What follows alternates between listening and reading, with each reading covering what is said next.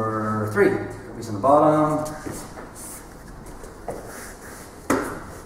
So whether I'm in the mount, he's going for elbow knee again, I'm switching to T-mount, and I'm using, so we talked about this chest, smearing it across. Okay, so I can grab his wrist, pass it from my right to my left, and then I was in my T-mount position. So the first quick recap on last week's. So say I had the grip and I'm here, but I wasn't tight, and Crippy slims his hand inside to comb his hair, gets the arm to the other side, and basically stops me from attacking this elbow because he gets his back to the mat. See, once he gets his back to the mat, because if he swims his arm here, there's a chance I can still attack this. Because what I want is Kimura control. If I can get Kimura control from here, I can attack the arm, I can get on the back. This is not good for him. So when I'm here and I haven't got it yet and I'm pushing down and he gets that hand in, he gets his hand to the other side and then he gets his elbow safe by putting his back on the mat. Just get your back on the mat. Oh, lost that position. Now I have to start over again. Second variation was he wants to unwind. So I got to the Giftwrap, I pushed down, he got his hand in, swing that, yeah, this one in, but because I was going so tight with this, and keep it to this side if you want, he was so tight, he couldn't comb his hair, so it was just a little bit tighter. So he pulled his elbows in, but when he rolled his belly, he went hips down, so I hadn't got this hook, and then when he turns, I'm having to put the T-mount here, and he can do his T-mount escape to this side, and get in the single leg X or whatever. Let's look at, I was late again, okay, and I didn't see it coming, and he has Kimura control. So I go to elbow knee, he switches to T-mount, he gets that Giftwrap control, so obviously he's straight into this. Guy knows jiu-jitsu, I'm a deep shit. So worst case scenario, he lifts this over my head and has Kimura control, and now he can get on my back and attack this arm. Just bring it back a step. I can close it down before that happens. What did he have to do? He had to bring this, and there's space, see by the space between my head? So I just put my head on the mat. Now, if I just put my head on the mat, he can still bulldoze his arm through that space. Yes! And get out and he's back in position. So this is the detail. I put my head on the mat, and then I lift my hips off the mat. So all the weight now is on my head. So do it now.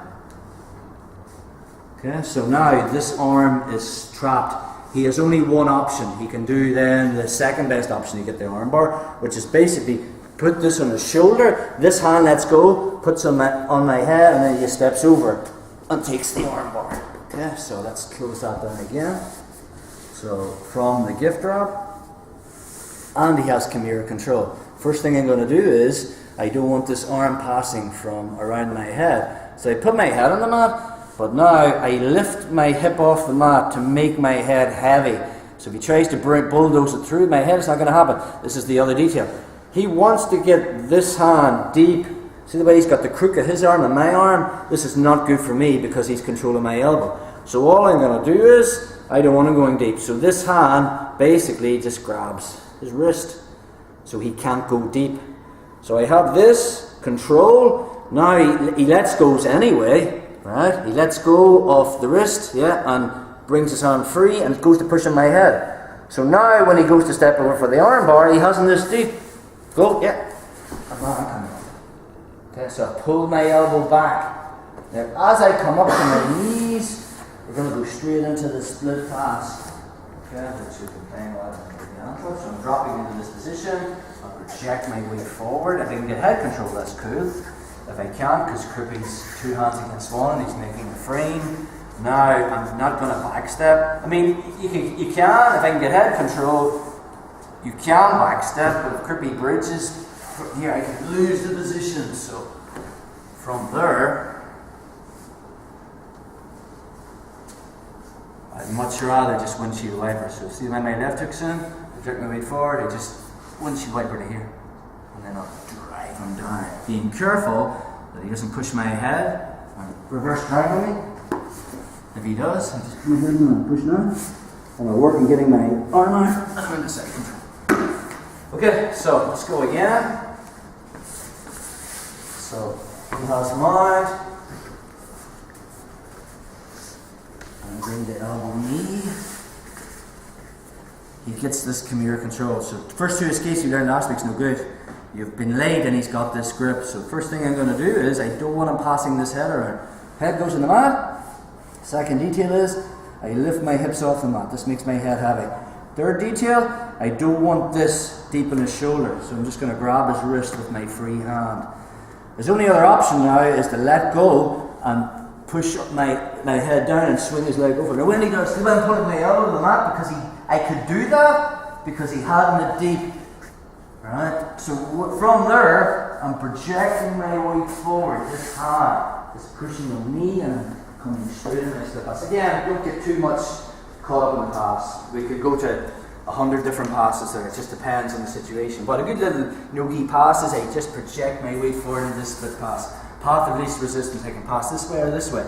I want head control, but Crippy's got two hands controlling one. So I just project my weight forward. As I take my left hook off, I replace it with my right hook. And from that position, I drop. Being careful, there's one arm between the legs. I don't want to get reverse triangle. He pushes on my head, I just put my head here, and then I'll work my way up the body, free my arm, side control, cross face under. One more time.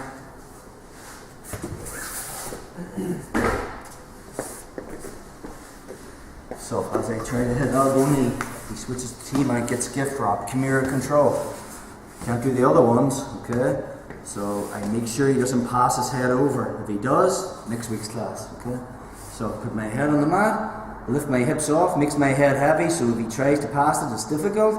Next thing is I can't let him get deep. If he gets this hand here, see the way he's got control of my elbow? Now, when he releases and puts his hand on my head and pushes down, the arm bar's there. And that's a really hard escape to get. So I don't want to let it get that far. I want to close that all down. So from there, when my head's on the mat and my hips is off the mat, this hand grabs the wrist. I don't let him get deep. So now, when he releases his hand and pushes it on my head, my goal is, as he steps over, I get this elbow below his. And again, this could turn into a whole different game here. But just to keep it as a drill, as I come up, I project my weight forward.